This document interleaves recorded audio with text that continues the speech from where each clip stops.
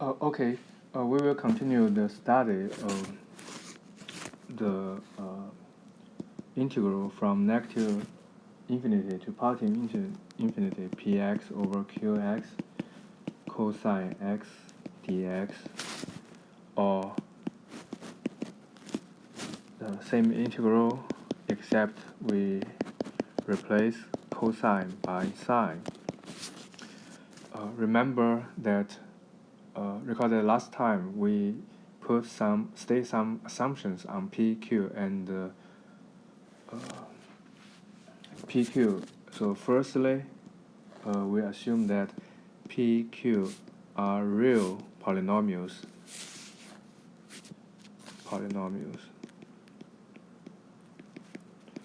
That is, they have real coefficients. Secondly,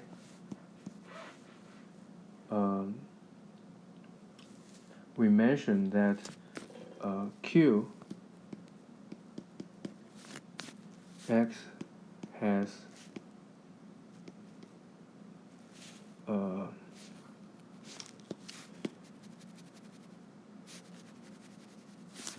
so I should state in this way: the zeros of Q x are not real except simple ones at the zeros of cosine or sine respectively. Thirdly, degree Q at least degree P plus 1. Last time we explained why we need the realness of the coefficients and why degree Q at least degree P plus 1 is enough in our setting. But I forgot to mention another remark, that is why zeros of Qx can only be at the zeros of cosine or sine respectively if they are real.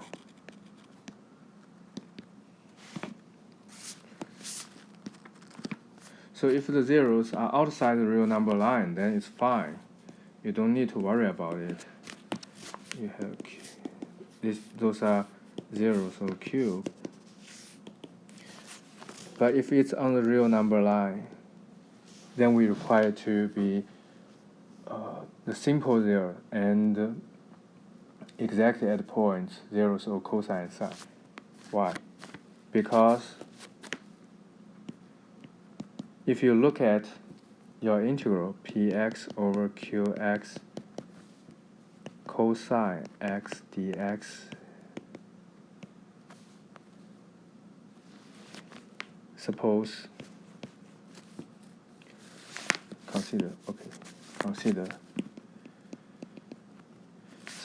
alpha is a 0 of qx, where alpha is a real number, then cosine x blows up near point x equals alpha if cosine alpha is different from 0.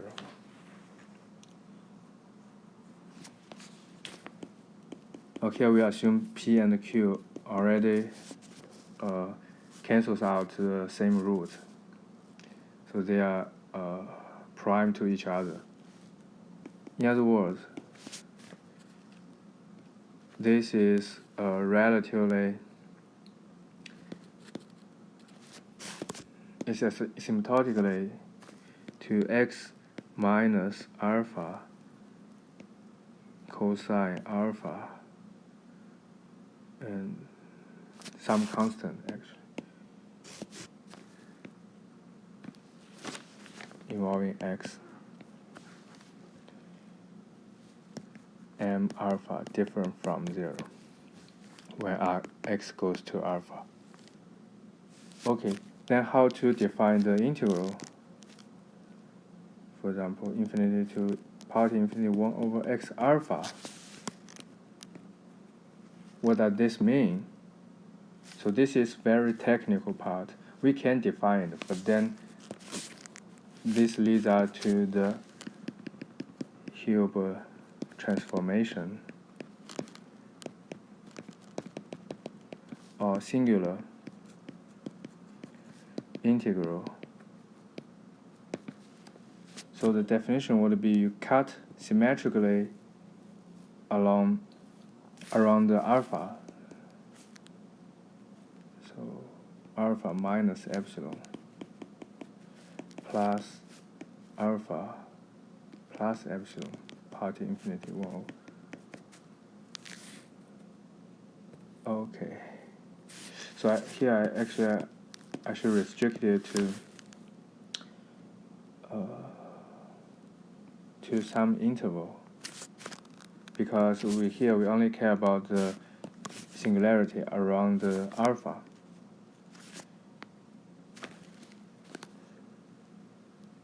Okay. Here also it's not necessary to be same. R and up, negative R. Okay, so you take the limit, define this to be the integral of this one, which is called principal value of this dx. So graphically, what does this mean? This means originally you have alpha here, and you want to integrate probably this negative r prime, but you cannot do that because you have singularity at that point, so you need to cancel out it. So how do you cancel this? You just cut the symmetric domain, alpha minus epsilon, alpha plus epsilon. Then you do integration along left hand side and right hand side, sum them up, and then take epsilon goes to 0. So now let's clear out the calculation here. dx, this is log x minus alpha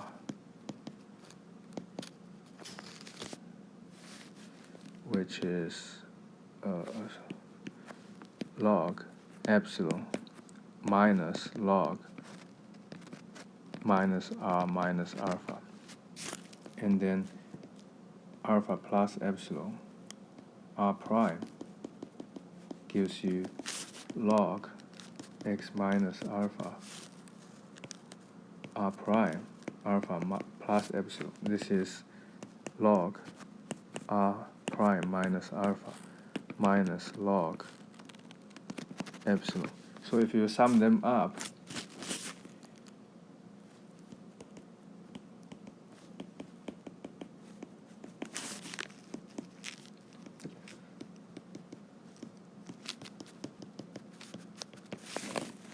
this gives you just cancel out epsilon part. So this gives you log r prime minus alpha divided by r plus alpha. Even if you take the limit, you have this. So this is a typical procedure to produce non-singular part out of some singular part. I think the same kind of technique, but probably in different method, also used in physics. Sometimes you want to cancel out infinities or just drop the infinities. How to do that? You need to have some scheme. So in mathematics, you have scheme. When you say the singular integral, actually you do some truncation first and then symmetrically. And in higher dimensions, usually you just truncate a ball. what I'm saying is a real integral. Suppose you have function which is singular. Usually you couple it with some potential, Newton potential, for instance, dx. Let me see.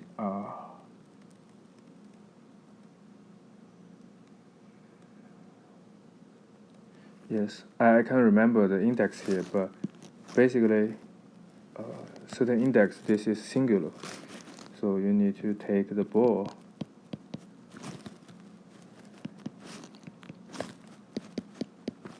at least epsilon with a radius, and of course outside this is in a bounded domain omega. Then you take a limit, x goes to, so epsilon goes to 0. This is a singular integral. And a very important theorem. In one dimension is due to Hilbert. In higher dimension it's called Calderon-Zygmund theorem, which says that if you have so LP function, P is between 1 and infinity, then you do some convolution with certain kernel. So here it's defined to be the singular integral, just as what we did before.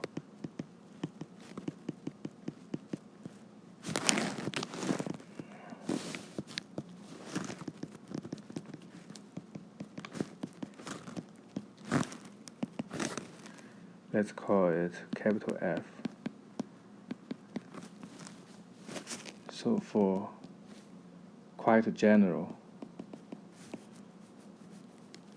kernels K, capital F hat is also LP.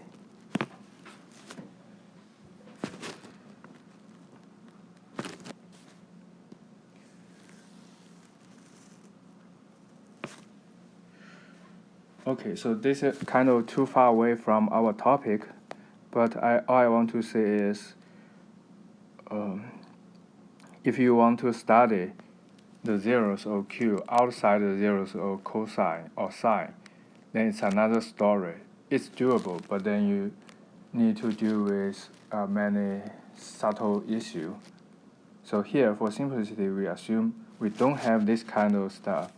That is, if Q alpha equals 0, false cosine alpha equals 0, or sine alpha equals 0, then P alpha Q alpha cosine, x.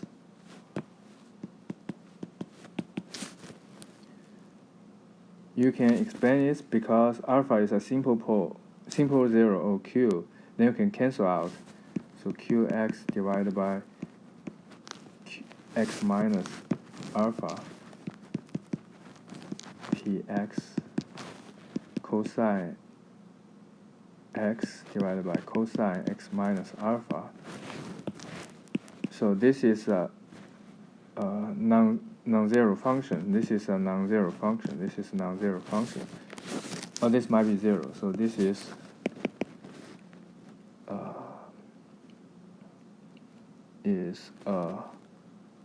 it's analytic, or probably you don't know analytic. What does it mean? It's smooth, for instance, and power series converges to the original function.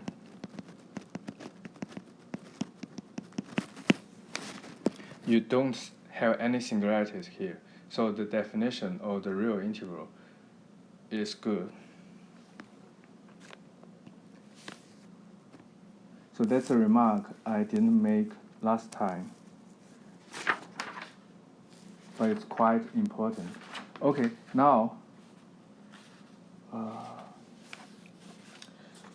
let's look at the zeros on the real number line. Before that, if we don't have zeros on the real number line, then for in the following we will choose p over q times exponential iz. The other one we can modify it correspondingly by flipping or reflect it along the axes. So for this one, if we don't have zeros on the real number line, then the contour is simply given by the boundary or upper disk. But now if x1, x2, xm are real numbers such that qxi is 0, then simply you have a lot of poles on the real number line, so we need to modify it. There's several ways to modify it, but because we only care about the calculation, the final result, so they're equivalent. We modify our loop by the corresponding detour.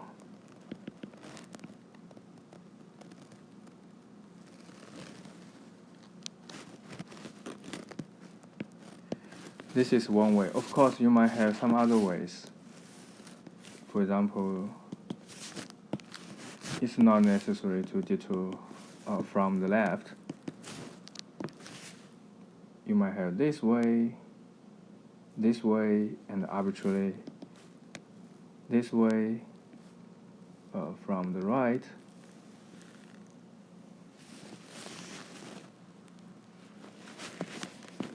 And of course, you have many others, and finally, those should lead to the same answer for the integral we are interested in. And later on, you will see when you do the detour from the left in the domain, inside of the contour, you don't have residue. And then the outside half semicircle contribute half residue. But if you include this one, then inside you have one residue, but the lower semicircle around that point gives you negative half residue. Therefore, totally, in both ways, you have half residue left. Okay, you will see it clearly when we carry out the calculation of the half residue. So later on we will choose this one. So first let's prove the lemma.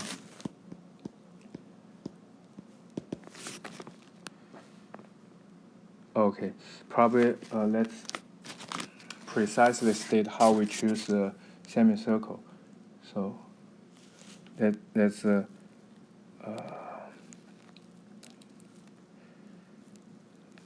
upper semicircle or radius epsilon greater than 0 centered at xi, and make sure for the bigger one, CR,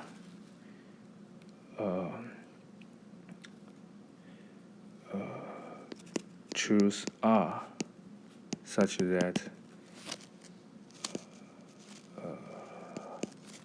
R avoids, positive negative R avoids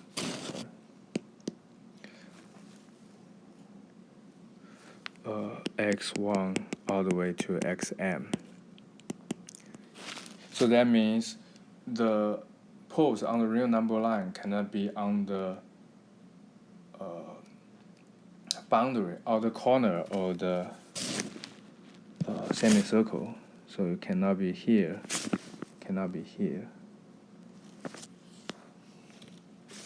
Okay, next let's compute the contribution from the small semicircle. So let Z naught be a simple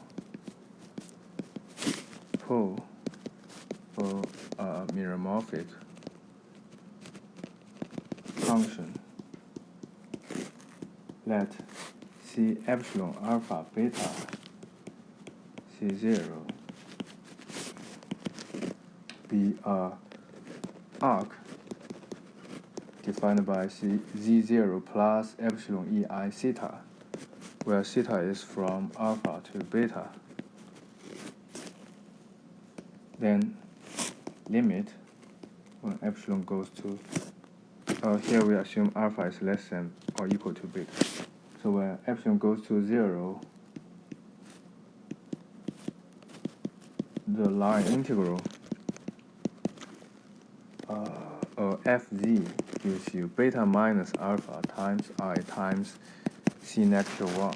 So recall that c negative 1 is a residue.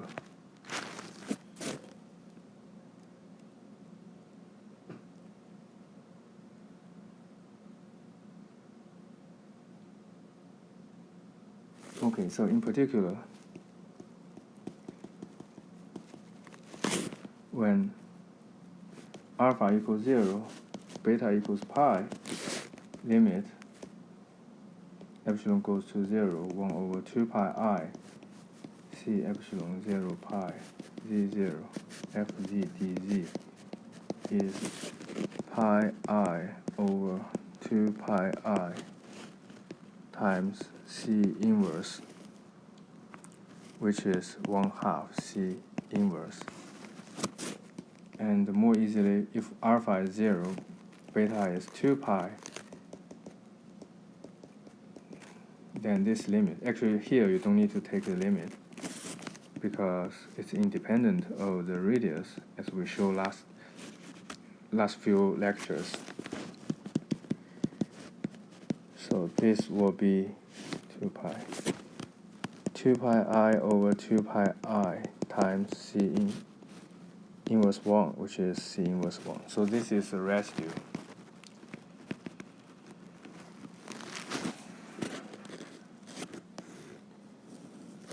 And therefore the above one is a half residue.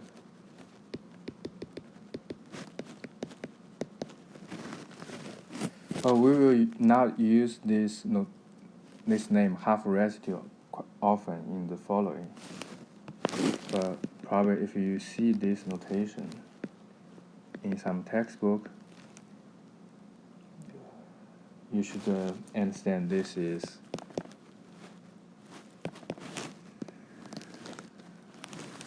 can be interpreted in this way. Okay, so the proof.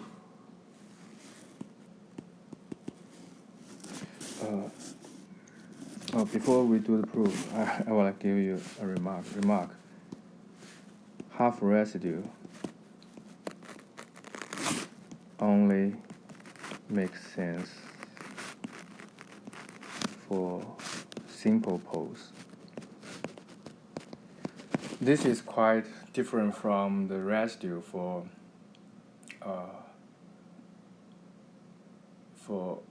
any isolated singularity or holomorphic functions, because it's topological invariant, and from the definition, the epsilon makes no contribution, so you can just take any loop. But here, we will see from the proof, here epsilon is important, otherwise it's not invariant. You cannot get useful information. So write fz as the principal part c minus 1 over z minus z0 plus integration from 0 to infinity cn z minus z0 to nth power. Now we integrate and then take the limit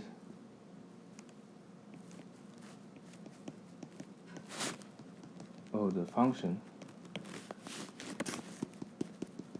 Of course, we do the parametrization. So the parametrization because we are familiar with variable r, so we substitute epsilon by r.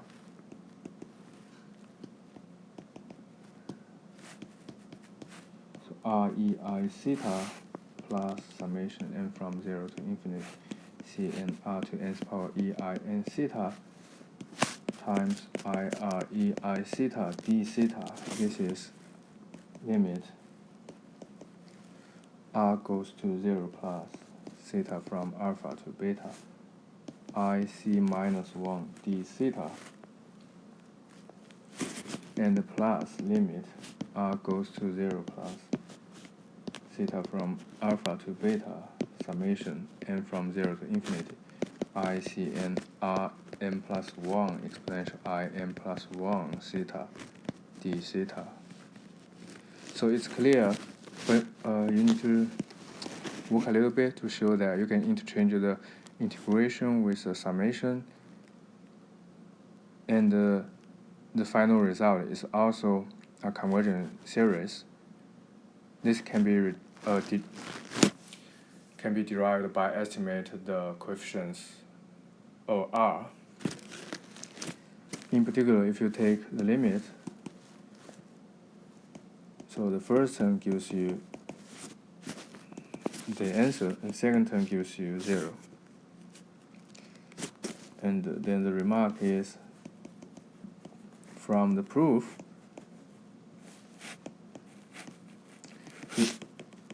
it is clear that firstly, we have to let epsilon goes to 0, because although the first term is independent of epsilon, the second term gives you 0 only after letting epsilon goes to 0. Otherwise, it has some small contribution. You cannot control it. And secondly, if Fz has a deeper pole, then what do you have? For example, if you have 1 over z square and around 0, so let's compute this. So what is the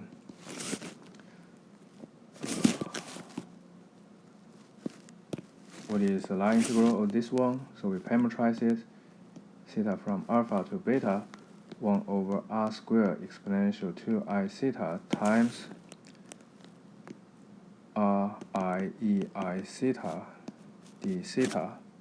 So this is 1 over r theta from alpha to beta I exponential I theta d theta. So no matter what it is, this is a number, and then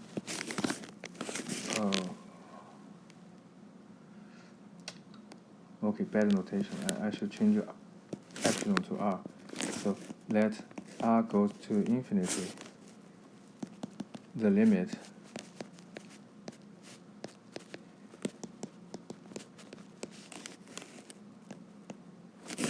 does not exist. Okay, this goes to 0.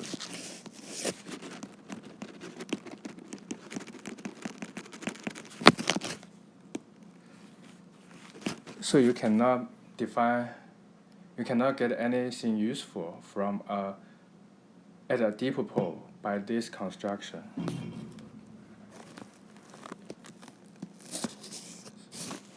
Actually, this also explains why we require the poles of Q. If it's real, it should be only a simple pole and at a point where cosine is 0.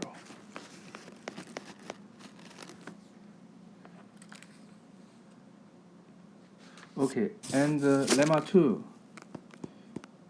to derive the answer, we use the lemma 2. So lemma 2 tells you, actually we already proved lemma 2 before. by the last lecture. So under the above setting, so limit when r goes to infinity, CR PZ exponential IZ QZ DZ is 0. So where CR is up hemicircle, bigger circle.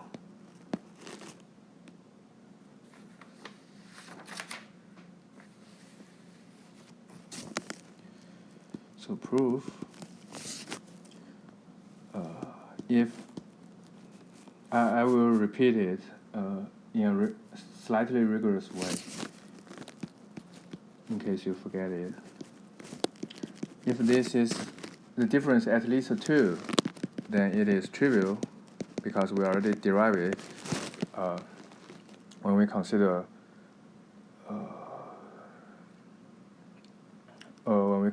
the integral of rational functions only, and you bound the exponential IC by 1.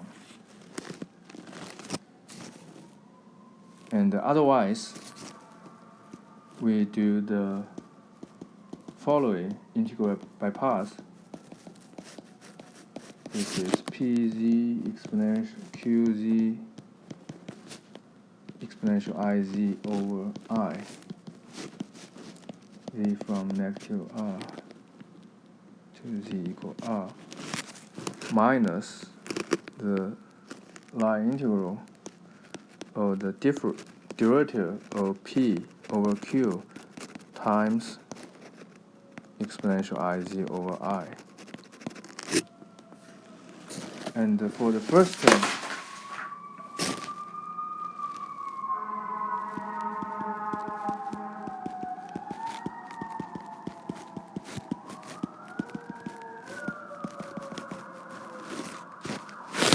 if you take absolute value, this will be less than P R Q R absolute value plus P negative R Q negative R, because the exponential part gives you 1 after taking the absolute value. And then by the assumption, the difference of the degree is at least 1. This is all 1 over R. So when R goes to 0, it's 0. And the second part, now you notice that derivative of P over Q is still a rational function, P prime, Q prime. And now degree Q prime at least degree P prime plus 2. Then we can apply the previous argument, so this also goes to 0.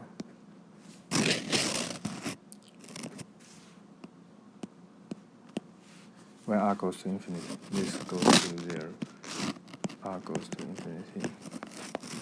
Okay, then we conclude lemma 2. Okay, after all this calculation, then we can end up by the following formula. So taking R to infinity, epsilon to 0, we have P over Q exponential Ix dx is think about for the outside circular part is 0. For inside one, you have inside the circular boundary, you have the half residues.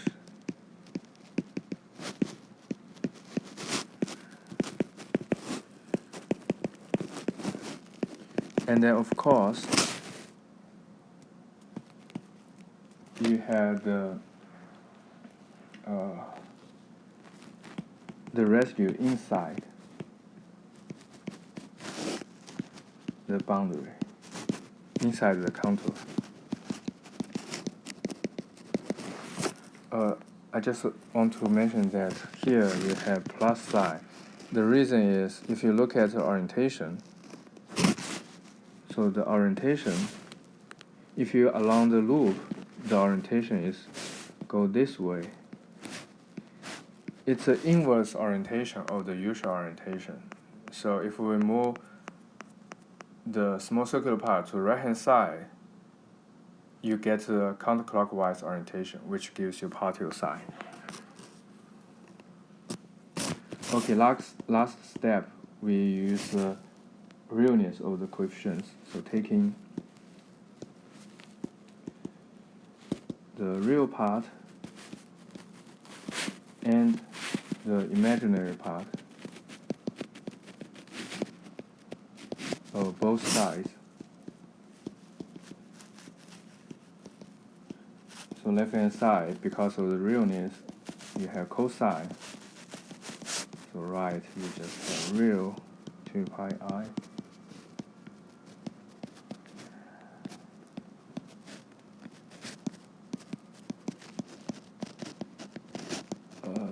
You cannot simplify the right hand side generally, but of course for explicit example, you can do easy calculation.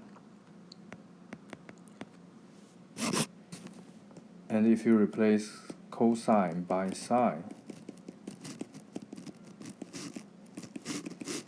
you need to take the imaginary part. Okay, I suggest you digest every assumption carefully. Make sure you understand why we make this assumption. Some is from the definition of the real integral. Some is for the derivation of the final formula. So that is technical reason. Okay. Next, we apply this to certain examples. Cosine x dx x squared plus 1. And for this case, actually you don't have zeros. You don't have poles on the real number line, so it's kind of easier. First, fix your function to exponential iz over z squared plus 1. If you take exponential negative iz, then in the following you need to take the contour in the lower hemisphere plane.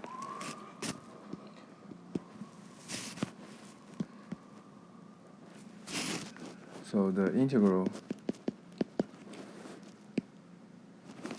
I by the formula is the real part of the 2 pi I times the residue at I over exponential iz divided by z squared plus 1. And then you can calculate here, you times z minus I. So you have z plus I, and then take limit. Oh no, not take limit, just evaluate z equals I here. So it's real part 2 pi I times exponential negative 1 to I. So it's pi over e. The second example, if you have the integral sine x over x dx, how do you solve it? So the solution, consider fz equals exponential iz over z. then you do have a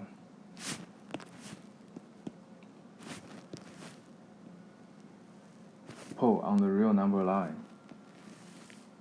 Then by the formula, I equals imaginary part of 2 pi I times the residue inside. You don't have inside residue, so you don't have this part.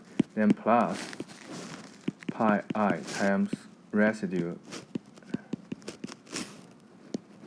at the boundary poles.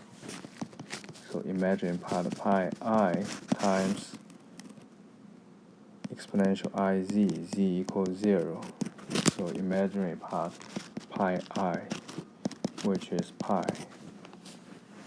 So this is very significant result because in so let me make a remark. In Math 521 or 522, we show that this is the integral. This is not absolutely integrable, doesn't exist. But this one exists. Okay, I may change it. Yes. This one exists by abelian criterion. But problem is you only know it exists, you don't know how to calculate. So if you change the lower one to some arbitrary number, let's call it t. In general, ft is hard to calculate, but if you take the complete loop, just if t is negative infinity, our result tells you f negative infinity is probably here I use a different notation, h.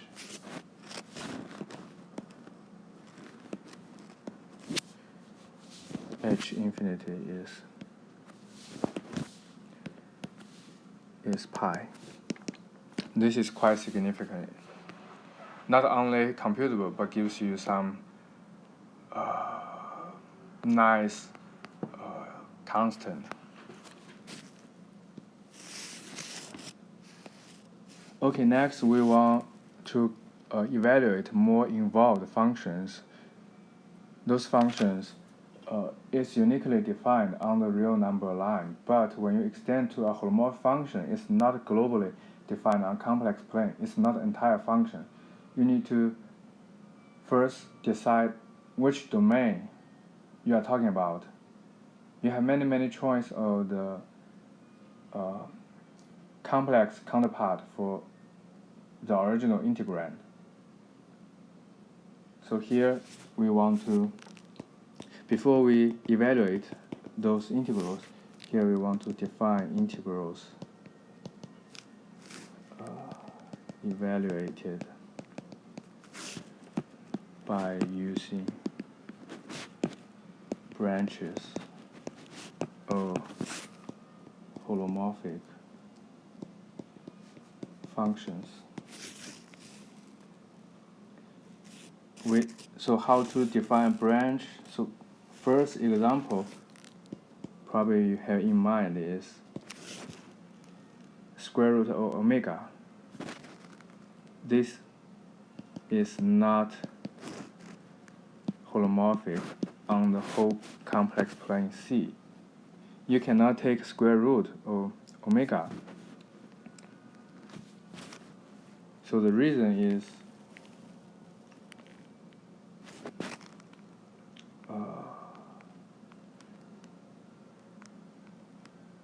probably it's better to illustrate in this way.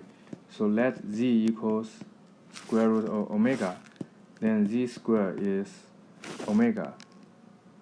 Okay, now we consider a map from Z to omega. So on this side, you have Z plane, and on this side, you have omega plane.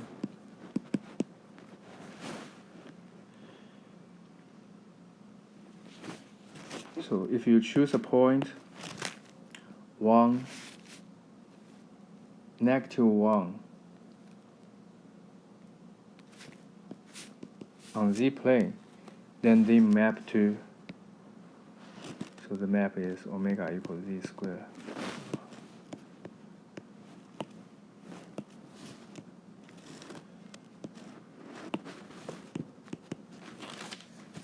Map to the same point 1.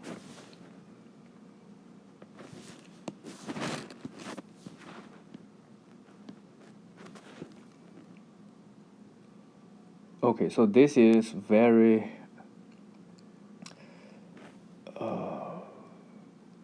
subtle. If you want to understand this part, probably you need to have some geometric intuition. So the geometric intuition is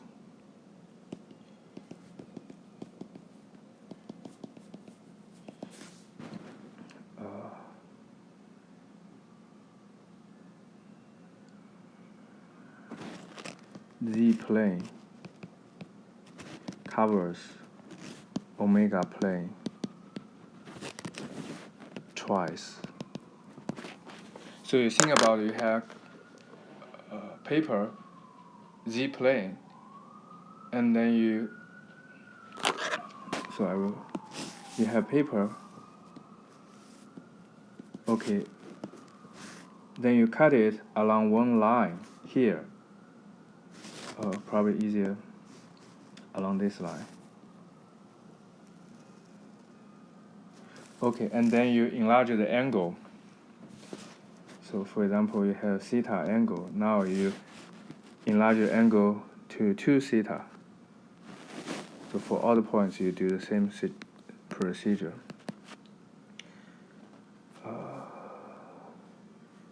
Enlarge it to 2 theta.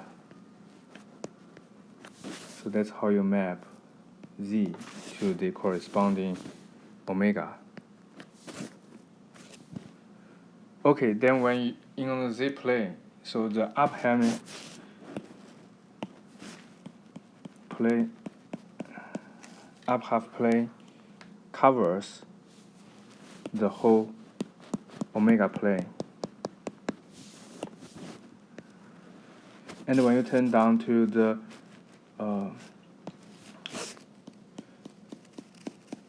lower half plane, you cover it twice. So this is so blue part covers omega plane once, and the red part covers omega plane once more.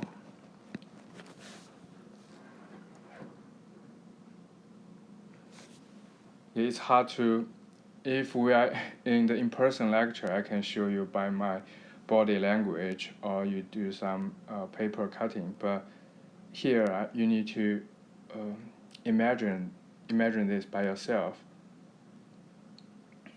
So one way to imagine is you match enough points to give you the intuition. So for example, let me do it again. Yeah, let's spend time on this. It's a very important idea.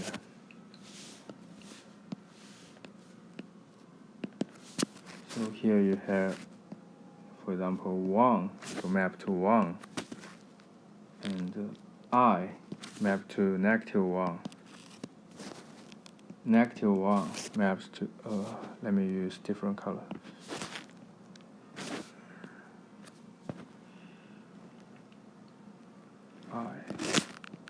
-1, sorry. Don't have enough color, it's okay. And then you have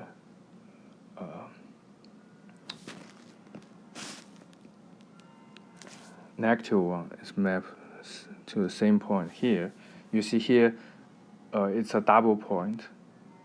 It's an image of -1 and also an image of 1. And then similarly, here you have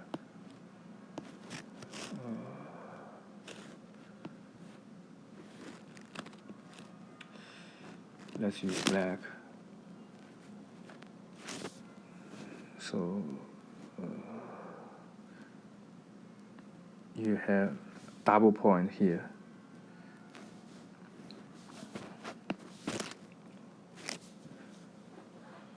So -1 also has two pre-image I and the -I. So each point in the omega plane has two pre-images. Okay, so this is a map. Omega equals z squared. But then if you think about the now consider the inverse map. That means z is square root of omega. Then what kind of problem you will have? For simplicity, we start from 1. So suppose we already choose the pre-image for 1. This is 1. And then the pre-image for -1.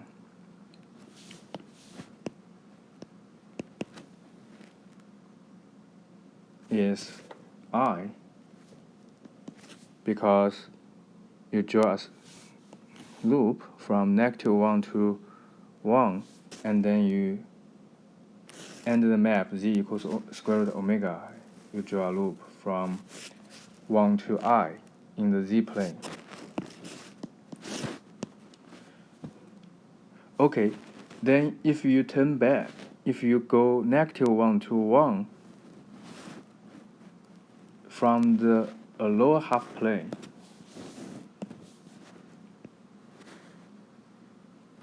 then along the curve, what do you have? On the z plane, actually, you arrive the point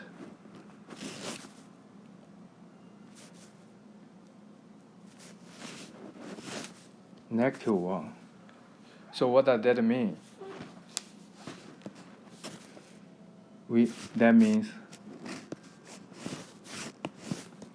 globally we have ambiguity to define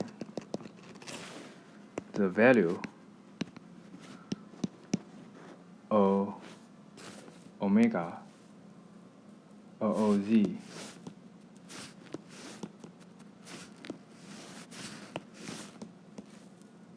at omega equals 1. So what exactly is the ambiguity? That is, whenever you walk around the origin once, you have a different value of z at the same point.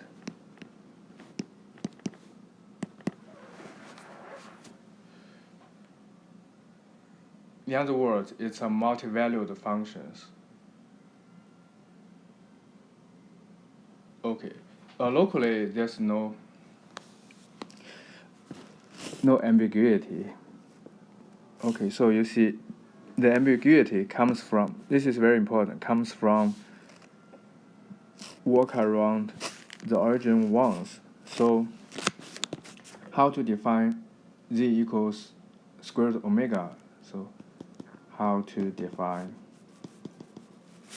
z equals square root omega? So the solution is try to avoid any loop around the origin. That is to say, if you don't have any loop around the origin, then you will not have any ambiguity. Your function z equals square root omega is well defined. Okay, so how to avoid it?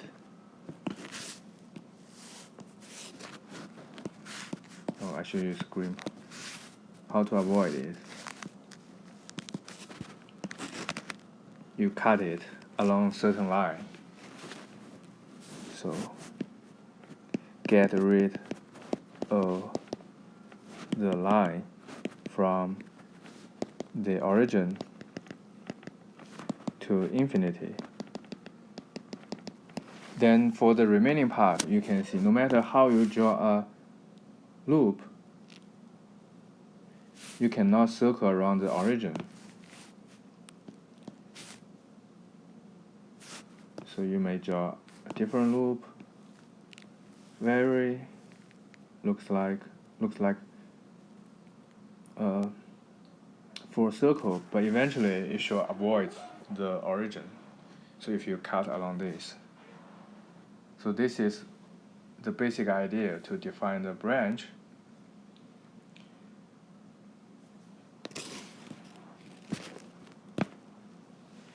And I will make a remark a little bit later.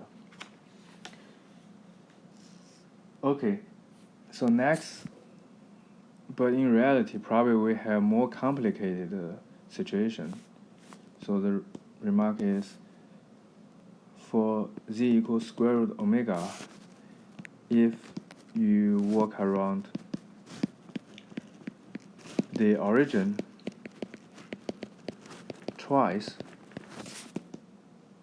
there is no ambiguity at all.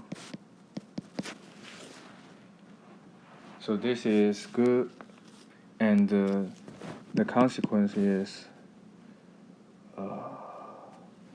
z equals omega is 2 valued. So for each point, you have 2 values corresponding to it. 2 multi-valued are called. So this is the significance of z equals square root omega. Now next, let's consider log omega.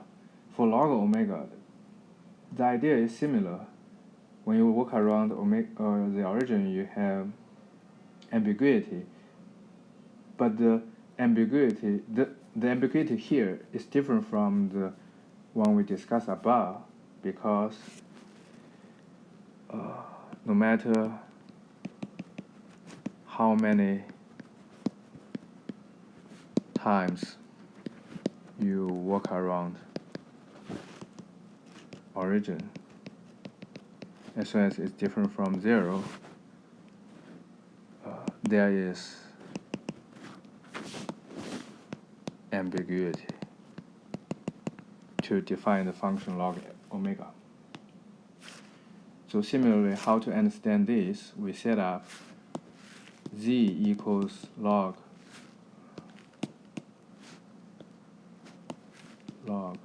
omega. In other words, omega is exponential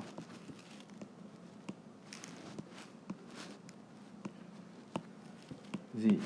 So from z to omega, it's easy to construct. This is the idea of Jacobian and Abel to study the elliptic function or elliptic integrals. When one function is hard to understand, probably it's good to look at the inverse function. So for the abelian variety or the torus, the elliptic functions, the inverse function, just R2 covers a torus.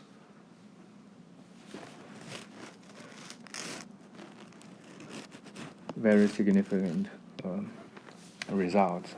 Probably we don't have time to study the elliptic function in this course, but I definitely suggest you to read the topics if you are interested in that. It's also in your textbook.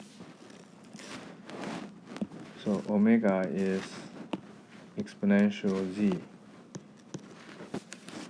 So here it's easy to see that your Z plane naturally can be cut into small pieces. So stripes, for example, this stripe is from 0 to 2 pi I, next 4 pi I, 6 pi I, negative 2 pi I, blah blah. And each stripe maps to the whole omega plane except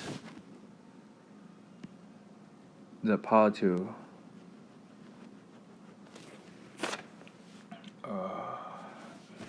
real axis. So the except means if you on your original Z plane for the strap, if you including the two straps, the boundary of boundary of the strap, then you do cover the positive real axis, but you cover it by twice. If you exclude both boundaries, then you miss the positive real axis. Okay, if you only consider one boundary, then you cover it once.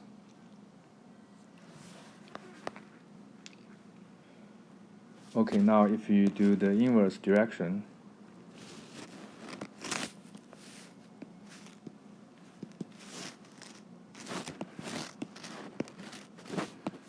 Z is log omega.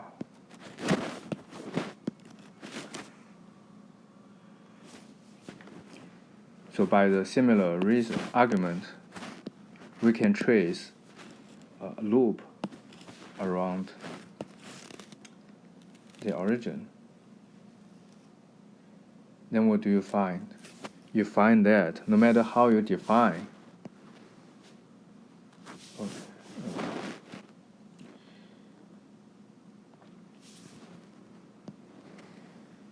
so no matter how you define, you might end up at a different points.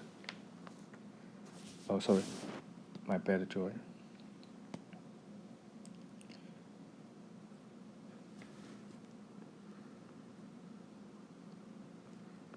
They have the same real part, but the imagined part is differed by 2 pi I. So ambiguity. 2 pi I if you walk around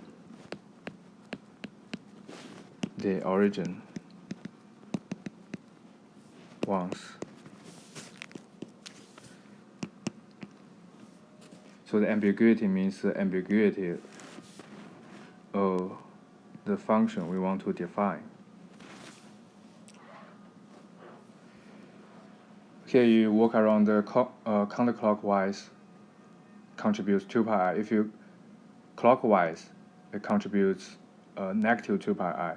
Similarly, if you walk around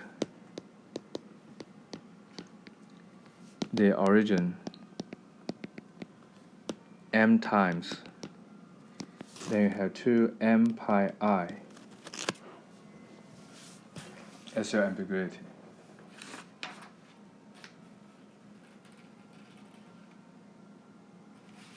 Okay, and similarly, to avoid ambiguity, you just need to destroy all the loops around the origin. So the idea is similar. You choose an arbitrary curve to cut. Sometimes we just cut the positive real axis, and sometimes we cut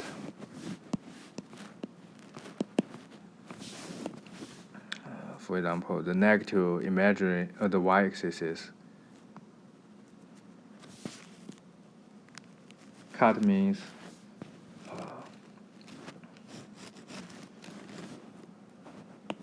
C minus all the points x greater than 0 in this case. So this means C minus all the points I, y less than or equal to 0.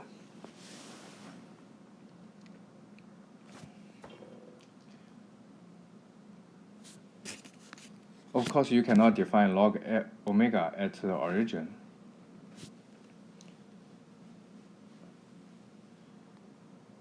Okay, if you choose a branch for, okay, so let's suppose we have a cut for C and define Z equals log omega in a certain way. You have many ways. Then we call it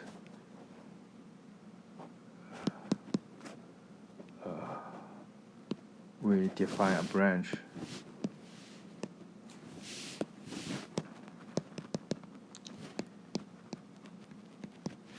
of log omega. So remark, different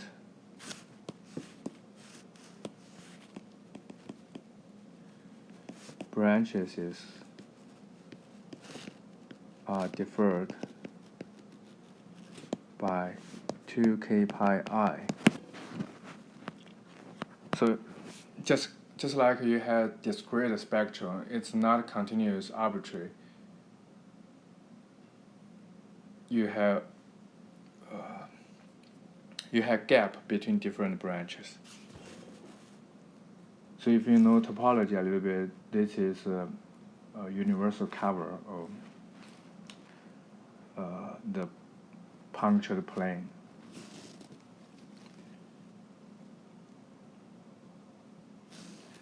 So remark 2, the universal cover C is the universal cover of the punctured plane C minus the origin. And remark 3, so from Z to omega,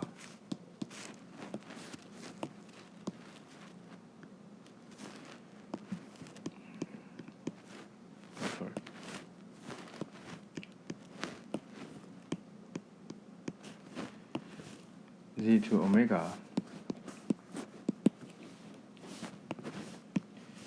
is infinite to 1 cover.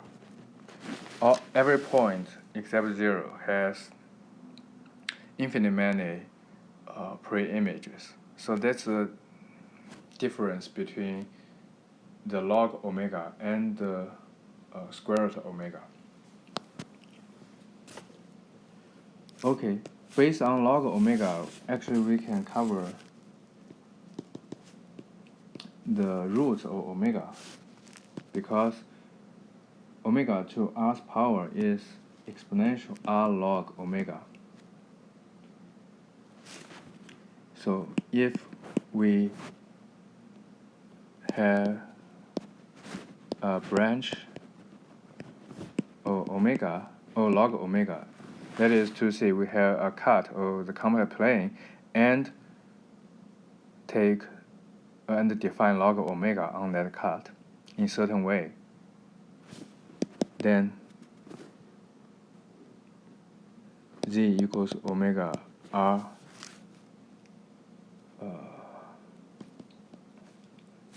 can be defined by exponential R log omega in the same domain.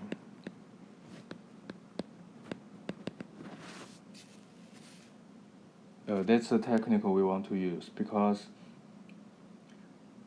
log omega, you know the difference is just 2 pi I, but for square root omega probably it's more complicated.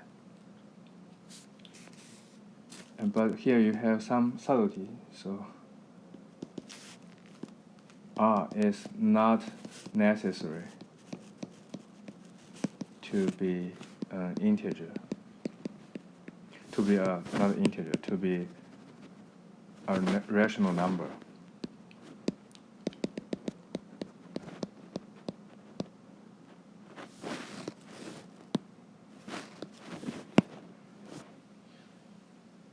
then you will find it's, in this case, if r is irrational, then omega to r's power is a limiting process. It's very hard to take a branch in the usual way, just like square root, cubic roots, whatever. But if you know the formula here, then you just transform to the log function. Okay, I will stop here for this lecture. Next time we will apply the branch technique to calculate some involved in real integrals.